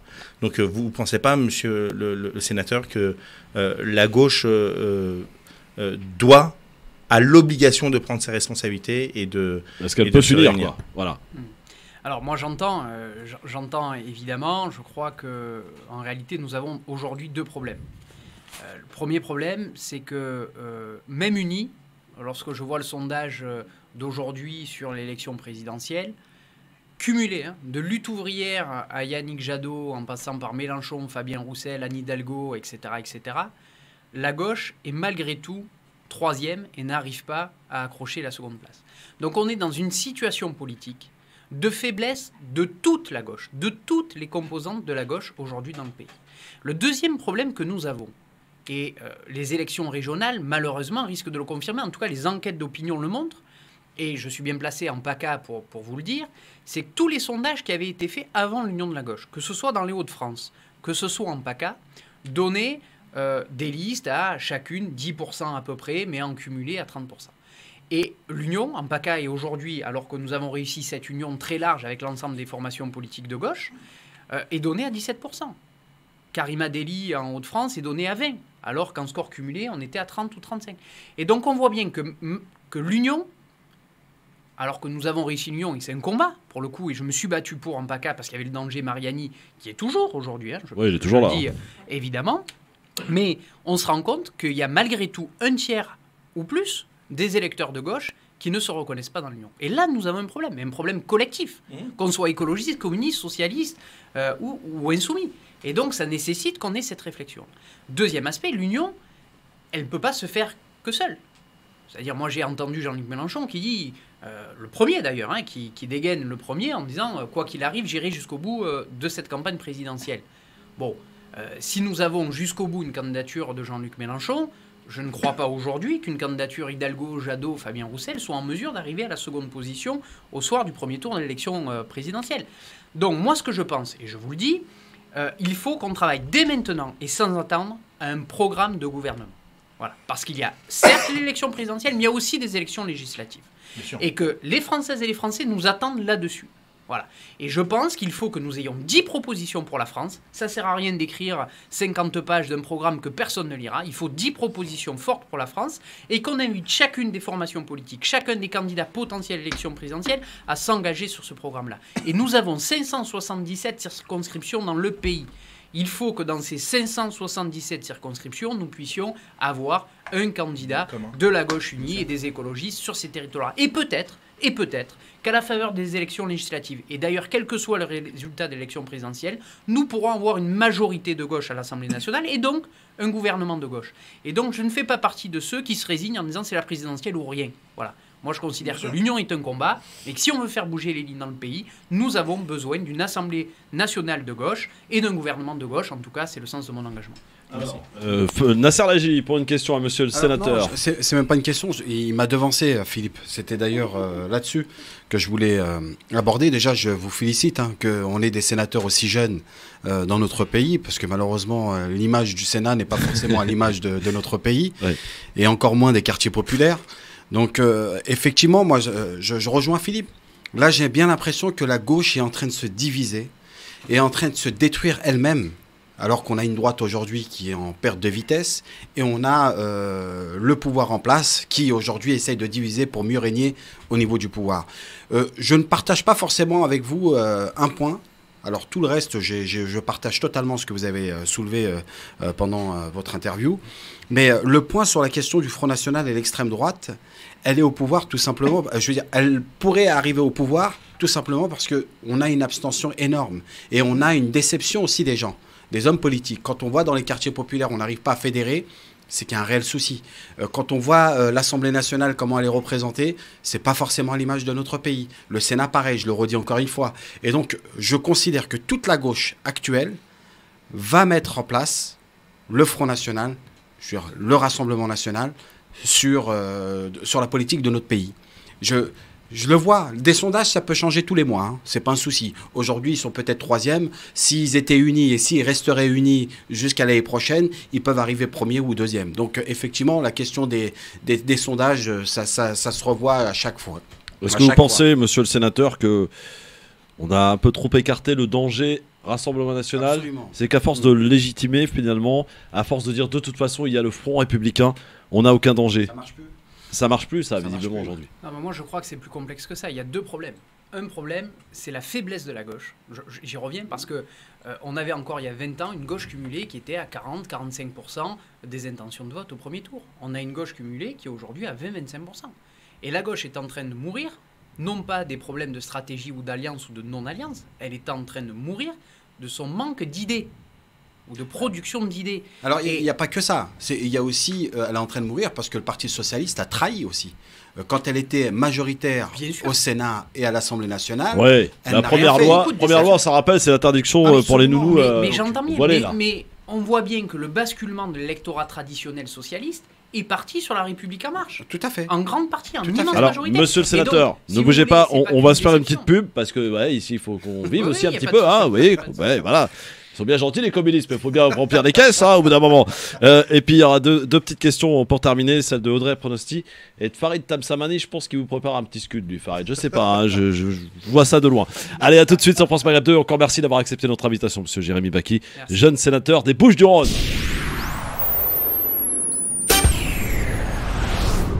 France Maghreb 2, France Maghreb 2. Le LGF sur France Maghreb 2, merci d'être avec nous et en direct, évidemment, l'original, l'authenticité ici, tous les jours de 16h à 18h, méfiez-vous des imitations, parce qu'il y en a plusieurs. Le LGF, le vrai, c'est ici, en direct, avec notre invité Jérémy Bacchi, sénateur des Bouches-du-Rhône, avec autour de cette table Audrey Pronosti, Philippe Bouriaki, Farid Tamsamani et Nasser Lajili. Tout à l'heure, nous parlions, monsieur le sénateur, de cette idée de monsieur Belliard de vouloir rendre le stationnement payant pour les véhicules 2 roues. Et nous sommes avec un adjoint au maire de Paris, monsieur Guillaume Durand. Bonsoir, monsieur Durand. Bonsoir. Bonsoir et bienvenue sur France Maghreb 2. Alors, j'avoue que cette proposition, je ne sais pas si c'en est une, mais en tout cas, interroge sur le fait quand même que Paris décide qu'en 2022, les véhicules 2 roues le stationnement deviendra payant. Quelques jours avant une élection, c'est pas très bon pour les écolos, ça.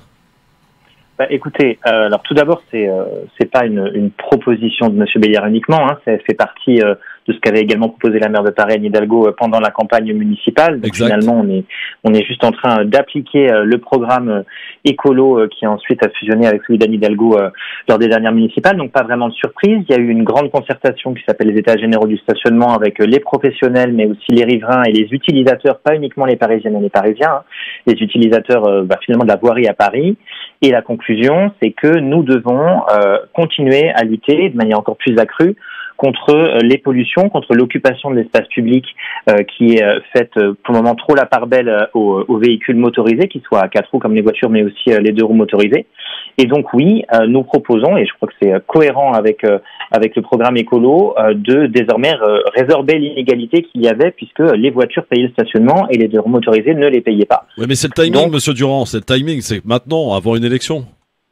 Bah, écoutez, les élections, c'est effectivement dimanche. Il y a une candidature écolo pour la région avec la liste emmenée par Julien Bayou.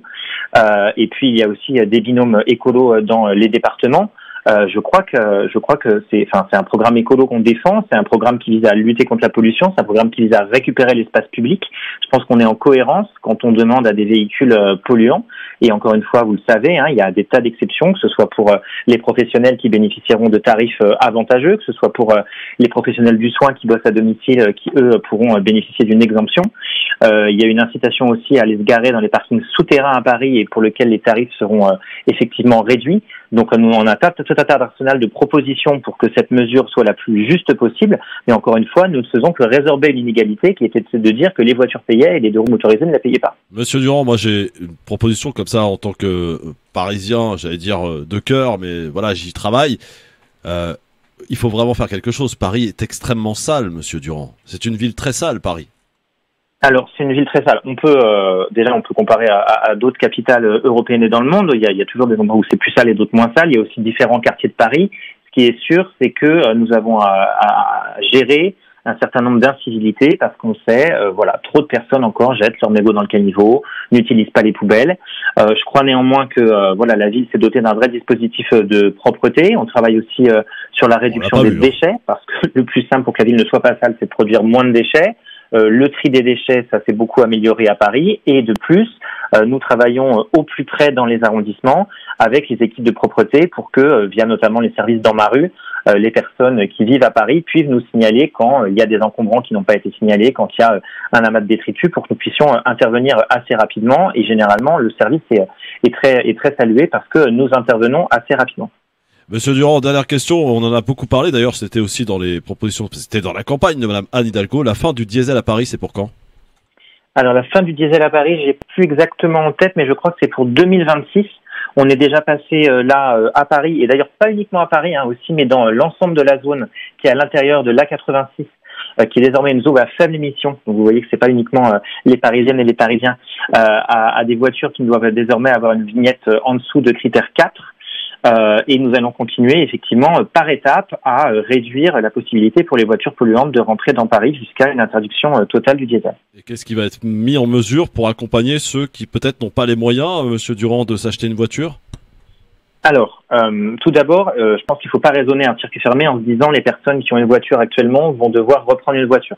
On améliore au quotidien les transports en commun, c'est aussi l'enjeu de la campagne régionale et vous le savez, les écologistes défendent un grand plan d'investissement dans les transports.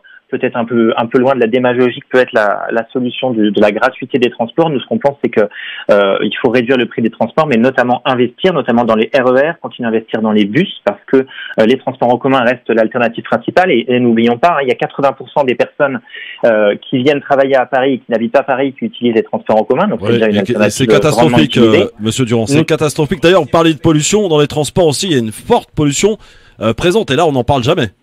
Alors c'est vrai que, notamment dans le métro, parce que le RER, notamment dans le métro, absolument. Extérieur, c'est un peu moins. Dans le métro, effectivement, l'air est assez pollué. La RATP travaille dessus. Après, je compare toujours. On peut pas comparer les 20 minutes, 40 minutes, 1 heure qu'on passe dans le métro avec la pollution extérieure qu'on subit au jour le jour et en permanence parce qu'on la subit aussi chez soi.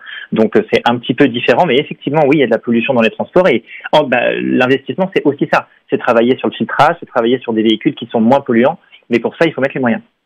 Merci monsieur Guillaume Durand en tout cas de nous avoir un petit peu éclairé sur cette obligation donc pour les véhicules 2 roues qui devront donc payer le stationnement à partir de 2022 à Paris. C'est déjà d'ailleurs mis en place dans quelques villes, je crois, à Charenton par exemple, voilà. Donc voilà, merci monsieur Guillaume Durand, on aura l'occasion de se reparler. Guillaume beaucoup. Durand, merci, adjoint au maire de Paris. Merci beaucoup, à très bientôt. Au revoir. Monsieur le sénateur, les véhicules 2 roues qui vont devoir payer leur stationnement, c'est bien? C'est une bonne avancée? Écoutez, permettez-moi en tant que Marseillais de ne pas m'immiscer dans la vie de la gestion municipale parisienne. Après, on va dire qu'il y a du parti pris de ma part.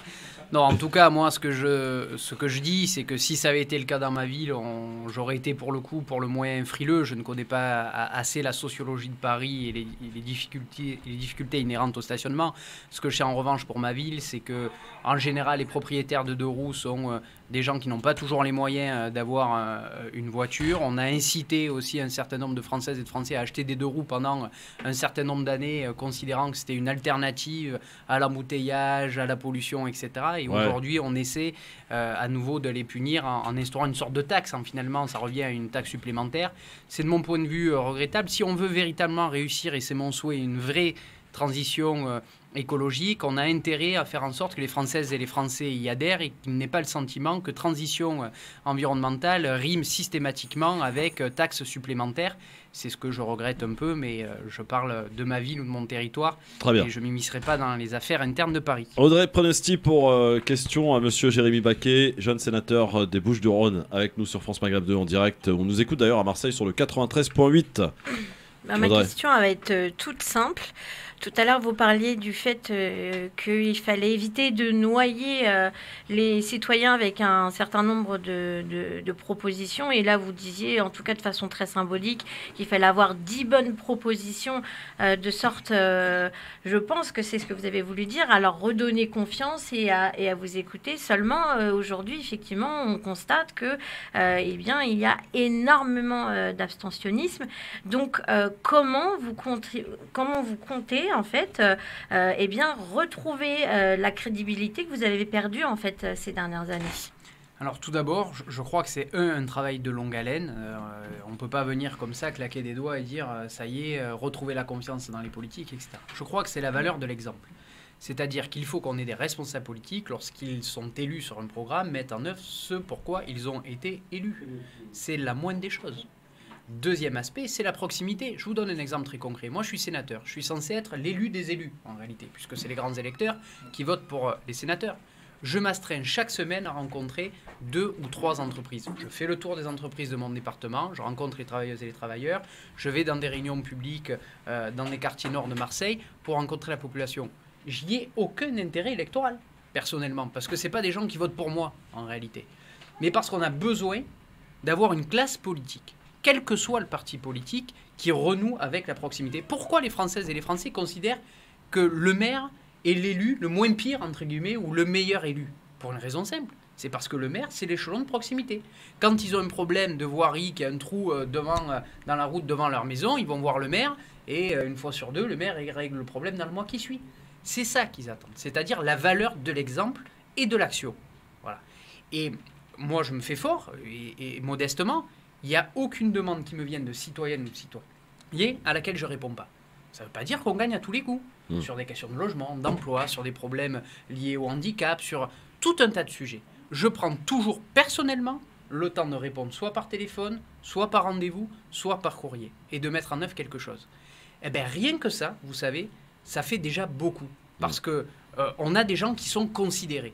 Et malheureusement, les Françaises et les Français ont le sentiment d'être considérés uniquement dans les périodes électorales.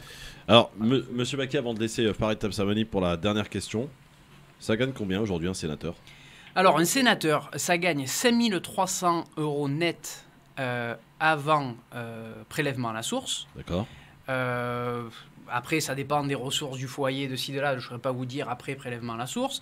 Ce que je peux vous dire avec certitude, parce que c'est mon cas, moi, j'ai conservé mon salaire de ce que je gagnais en tant que responsable politique dans mon département et je reverse à mon parti 3 000 € par mois d'indemnité sénatoriale, de telle sorte que je n'ai pas changé de niveau de vie, je n'ai pas de ressources supplémentaires. C'est un fonctionnement que le Parti communiste a toujours eu pour ses élus et que je poursuis également parce qu'on considère qu'on ne devient pas élu pour s'enrichir, premièrement, et deux, si on a des élus qui sont complètement coupés des réalités, qui du jour au lendemain, en réalité, gagnent 3, 4 ou 5 fois plus que ce qu'ils pouvaient gagner dans le civil au moment où ils ont été élus, on court à moyen terme ou à long terme le risque d'une déconnexion totale des responsables politiques vis-à-vis des problématiques des Françaises et des Français. Combien d'enveloppes vous avez pour le fonctionnement de votre Alors, il n'y a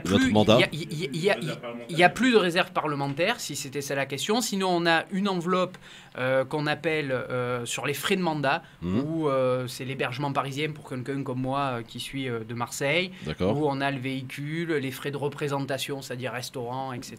Ouais. C'est une enveloppe de tête de 5 200 ou 5 300 €, si je ne me trompe pas. Mais là aussi, on fait le choix, en tout cas moi j'ai fait le choix par mois. Par mois, oui. Par mois. Là aussi, moi j'ai fait le choix, comme la loi m'autorise, à reverser un tiers de cette indemnité-là à mon groupe politique au Sénat pour justement embaucher des collaboratrices ou des collaborateurs. On mutualise et donc c'est ce que... Train gratuit pour vous ? Comment ? De la gratuité des transports. Gratuité des transports, effectivement. À train et avion ? Alors, train, oui. Avion, c'est limité. J'ai plus les chiffres en tête. Je crois que c'est 40 allers-retours par an, si je me trompe pas. D'accord.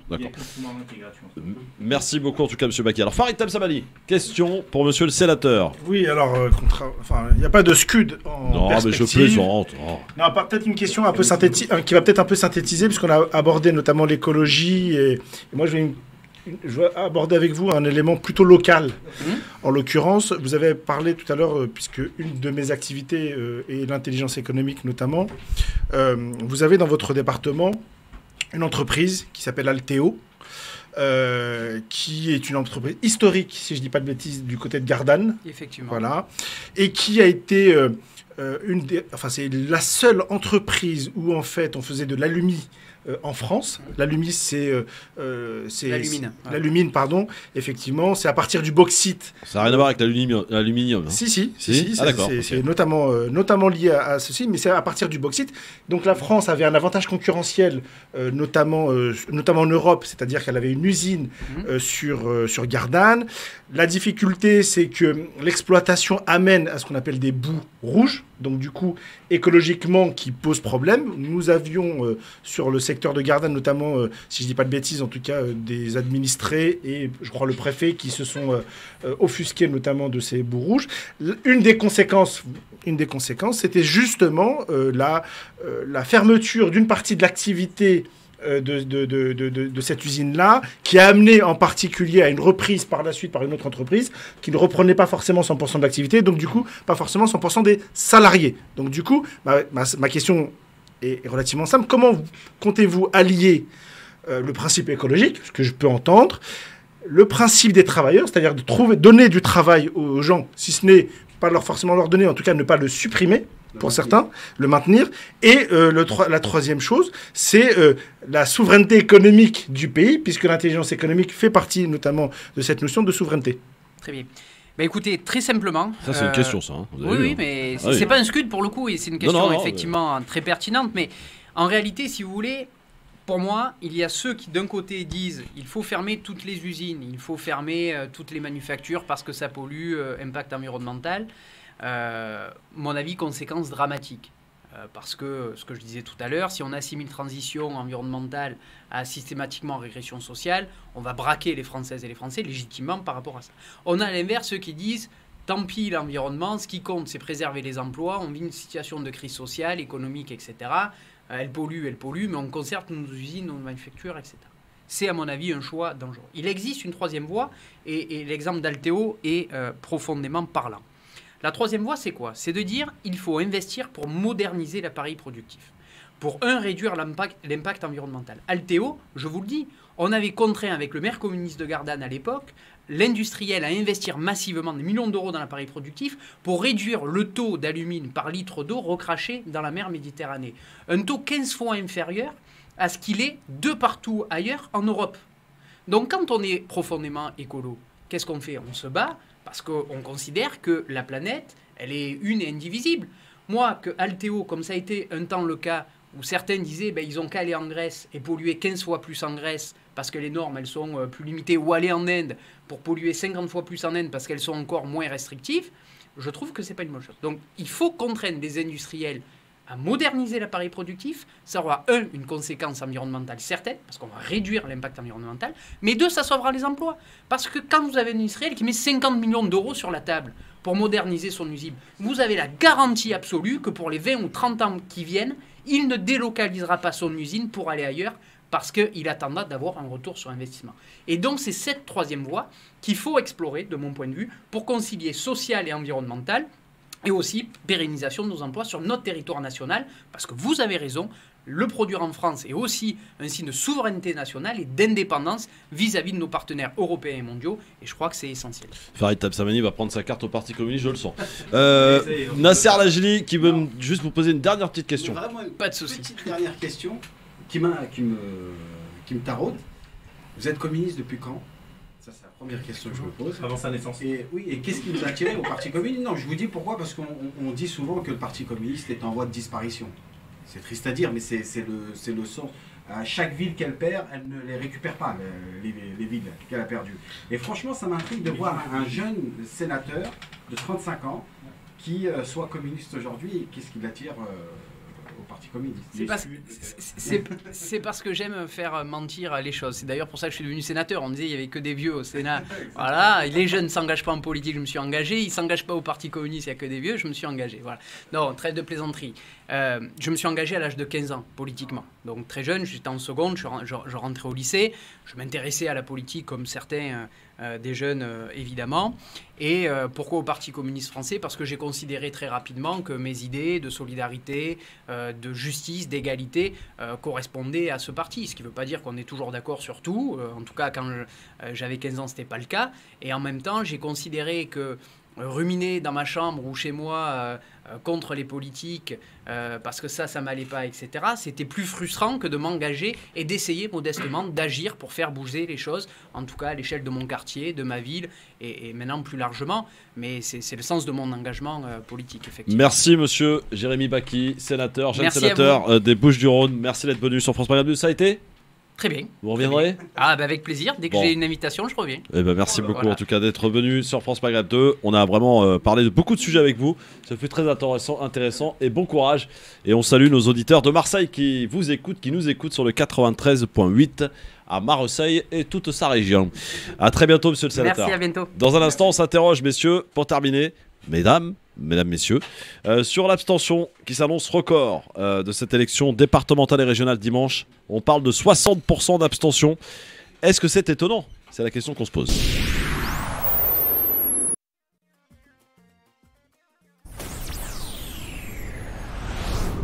France Maghreb 2, France Maghreb 2. Le NGF sur France Maghreb 2, merci d'être avec nous en direct avec Audrey Pronosti, avec Philippe Boyaki, Nasser Lajili, Farid Tamsamani. On est à l'antenne. Voilà, merci. Monsieur le sénateur, bon alors, vous en avez pensé quoi la débrief les amis? Monsieur le sénateur, vous l'avez trouvé comment? Maintenant qu'il est parti, vous pouvez dire, vas-y. Je l'ai trouvé très bon. Le micro, il est là. Devant le micro, mon Nasser, voilà.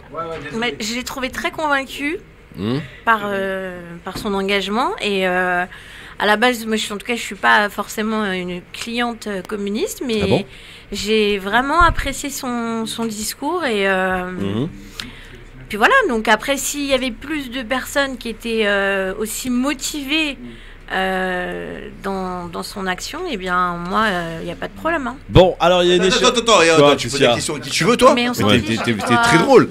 En vérité, Audrey, elle était très convaincue parce qu'elle a trouvé très beau. J'ai vu ses yeux de biche, je te jure, ma part, ses yeux, ils étaient ça scintillait. On croyait que c'était Noël. Ça c'est du commentaire de très haut niveau, Philippe. Bah, excuse-moi, quand t'as Pascal Pro à la télé, ça va. Oui, bah justement, on n'est pas à la télé, on n'est pas sur CNews. Oui, c'est vrai. Voilà. Ouais. L'abstention, tiens, ça t'intéresse, mon cher Philippe, toi qui es candidat au régional. I don't speak French, sorry. Ouais. 60% en annonce d'abstention record pour cette élection départementale régionale. Ouais. Est-ce que pour autant c'est étonnant, mon Philippe? Non, c'est pas étonnant dans le sens où élection après élection, les Français et Françaises désertent les isoloirs. Pourquoi? Parce qu'ils sont déçus, parce qu'ils pensent que ça sert à rien, ils pensent que c'est la même élite. Tu vois, moi je suis très fier d'avoir rencontré ce sénateur qui donne un vent de fraîcheur. Je suis très fier d'être sur les listes malgré que j'ai un petit peu de bouteille. Elle me l'a fait sentir tout à l'heure Garance. Elle m'a dit ah vieux. Mais ça sera mon premier mandat réel avec celui de conseiller municipal et c'est la première fois que je suis élu. Il y a plein de gens qui iront pour la première fois et qui arrivent avec un œil frais en vérité en termes de mandat électoral et donc ils ne seront pas sclérosés et empoisonnés par des gens qui font ça de manière à titre professionnel. Et puis les copains et les copines, si vous n'êtes pas contents de vos élus, vous pouvez vous présenter. Ah, ça demande un peu de temps, ça demande des réunions, ça demande d'aller rencontrer des gens, d'entendre les doléances, d'entendre et de voir des fois des choses très difficiles sur lesquelles tu ne peux pas intervenir, dont des drames sociaux et sociaux. Social ou sociaux? Drames sociaux. Bon, drames sociaux. Ouais. Un social des sociaux, d'accord. Et donc par conséquent, voilà, mais c'est à la portée de tout le monde et il faut arrêter de penser que c'est pas fait pour nous, que c'est fait uniquement pour une élite. Tant qu'on fait ça et qu'on pense ça, bah, effectivement, ils ont raison de continuer sur un boulevard. Et je le dis toujours, les politiciens, ils ont pas de programme, sauf pour celles et ceux qui votent. Donc allez voter et puis votez Julien Bayou. Oui, ouais. Alors, placement produit. Nasser Lajili, pourquoi il y a une telle abstention finalement d'élection en élection et là on annonce quand même 60% d'abstention, c'est quand même important, non? Après, c'est beaucoup plus compliqué que ça. Je pense que les politiques aujourd'hui ne sont pas convaincants. Voilà, c'est peut-être là le problème aussi. Voilà. Oui, ils ne sont pas convaincants. Dans les quartiers populaires, quand on constate que dans certains départements, dans certaines régions, on a des gens qui ne représentent pas forcément la banlieue ou tout simplement le lieu où ils se présentent. Voilà, je ne pense pas que ça favorise le vote. Mais une chose est sûre, c'est que l'électorat RN va être présent à ces élections. Et va être présent parce que... Il risque de remporter les régions même. Bien sûr, il risque de gagner ces élections parce que le taux d'abstention est énorme. Farid Tabsamani, pourquoi le RN risque de justement remporter les régions? Ce qui serait d'ailleurs quand même symboliquement... un tournant? Non, pas du tout. Il a déjà gagné des régions dans le passé. Aux dernières régionales, ils étaient bien placés. Un an avant les élections présidentielles, je pense que c'est un coup. Voilà, le timing maintenant, Farid, le RN qui remporterait plusieurs régions. Là, je parle pas que d'une. Où visiblement en PACA, ça risque d'être le cas. Oui. Il y a aussi la région Nord, il y a la région Bourgogne aussi qui risque de basculer. Ah bon? Oui. Avec Odoul? Oui, absolument. Mais oui. Non mais Farid, sérieusement, le RN. Faut-il en avoir peur, d'abord? Il faut, le RN, oui, il faut toujours en avoir peur. Parce que l'ADN de ce parti-là, il faut quand même le dire, même s'il essaye de dédiaboliser. De se dédiaboliser, l'ADN du Rassemblement National, ça reste quand même une certaine idée de la France historique qui, à mon avis, n'est pas souhaitable pour tout le monde. Ensuite, moi, ce qui me gêne, c'est soit c'est le discours traditionnel, c'est soit on dit que c'est un parti qui n'est pas républicain, et auquel cas il n'a pas à se présenter, il n'a pas à être présent des élections. Et là-dessus, je pense que c'est très égoïste de la part de celles et ceux qui disent que c'est un parti non républicain, parce que ça ne les dérange pas sur des plateaux télé de faire des débats avec eux. Et si vraiment ils étaient anti-républicains, on aurait des gens, notamment à gauche, qui ne feraient pas les plateaux télé avec eux. La deuxième chose, et là de manière beaucoup plus profonde, c'est moi, ça fait quoi? Au-delà de l'aspect Mitterrand qui a créé le front, qui a poussé le Front National pour mieux contrôler la France politiquement. Au-delà de ça, on sait pertinemment depuis 40 ans, depuis 50 ans presque, qu'en fait, qu'ils ne sont qu'en croissance électorale. La réalité, c'est celle-ci. L'image, elle a changé quand même. Entre le père, Jean-Marie, on se souvient. D'accord, il n'y a pas de souci. Voilà. Mais en tout cas, aujourd'hui, il y a toujours plus de Français qui votent pour le Front National. Et moi, je me souviens, j'ai toujours le souvenir du lendemain des élections, de chacune des élections, on se pose toujours la question, mais c'est bizarre quand même, pourquoi les gens votent Front National? Et la réalité, pourquoi les gens votent Front National? Parce que tout simplement, le reste de l'échiquier politique, qu'il soit de gauche, qu'il soit de droite, peu importe, en fait, ne répond pas aux aspirations d'une partie des Français. Il y a beaucoup d'électorats de gauche qui votent Front National, hein. Faut pas se mentir, l'immense majorité de l'électorat du Front National, c'est l'électorat populaire. C'est celui qui votait à l'extrême gauche il y a encore pas longtemps. C'est ça. Mais bien sûr. Mais par contre, il faut se poser la question, pourquoi cet électorat a basculé? Parce qu'une partie de l'échiquier politique, encore une fois, les a abandonnés. Et je suis désolé de le dire, quand vous avez des usines qui ferment, au profit de délocalisation, que ce soit en Asie, que ce soit ailleurs, et qu'on n'a pas accompagné ces gens-là. Mais vous pouvez leur dire ce que vous voulez. Ils se sentent abandonnés, tout simplement. Et je parle même pas des questions de société qui aujourd'hui traversent la France et qu'on ne veut toujours pas voir en face. Et notamment, on va pas se voiler la face, notamment sur la question de l'identité. Et tant qu'on n'a pas réglé ces questions-là, vous allez avoir un Front National qui va surfer. Ça ne veut pas dire que lui apportera des solutions. Ça, je n'y crois pas. Moi, je pense qu'il n'apportera pas forcément de solutions. Et la réalité, c'est qu'ils surfent d'un point de vue des programmes et des campagnes électorales qui profitent là-dessus. Et c'est ça qui est malheureux. Je voudrais rebondir sur un truc qu'a dit Farid. Il a dit tant que certaines... À tes souhaits. À tes souhaits, Garance. Tant que des gens de gauche accepteront de débattre avec eux, ils ne peuvent pas critiquer... en gros, et dire que c'est pas un parti républicain. Sauf qu'aujourd'hui, le pouvoir, en vérité, il est chez les médias, et les médias, ils t'imposent les candidats que tu as en face de toi, et si tu dis, moi, je débat pas au Front National, face au Front National ou au Rassemblement National, et t'as pas accès aux médias, et donc tu peux pas faire avancer les idées. Moi, je pense qu'il faut aller débattre. Mais t'as complètement raison, mais Philippe. faut envoyer des gens qui en valent la peine. Alors moi, Philippe, je fais un appel à tous les partis, y compris au mien. Moi, je peux t'assurer que les 2 fois où j'ai débattu avec Hélène Laporte et Jolin Lacapelle, depuis, ils refusent de débattre avec moi. CNews, ils veulent pas. Europe Écologie Les Verts, et par exemple, ils veulent pas aller sur CNews, par exemple. Non, mais I don't speak French, sorry. Philippe, Mais bon, c'est pas une Philippe, référence moi non plus, j'entends parfaitement ce que tu dis et tu as complètement raison. C'est juste que l'argument que certains Bien sûr. annoncent comme quoi c'est un parti anti-républicain, pour moi il n'est plus valable. Bah oui, il a Bien raison. sûr. Il a raison, Bien sûr. pareil. Alors- Audrey. Moi, je vais aller dans le même sens que Philippe. Il faut tout, alhamdoulilah. non, pas surtout, justement.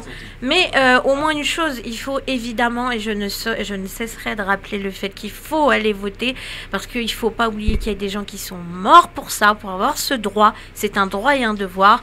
Maintenant, moi, je me suis quand même adressée à beaucoup de gens qui ont décidé de ne pas voter. Alors, entre Mais qu'est-ce qu'ils disent? Pourquoi ils veulent pas les voter? alors, entre ceux qui m'ont carrément dit « Ah bah je savais même pas qu'il y avait Mais c'est vrai. C'était, Ouais, c'est vrai. c'est une réalité. Entre ceux qui me disent « Moi, je ne préfère même pas m'intéresser à la politique parce que ça me fait peur.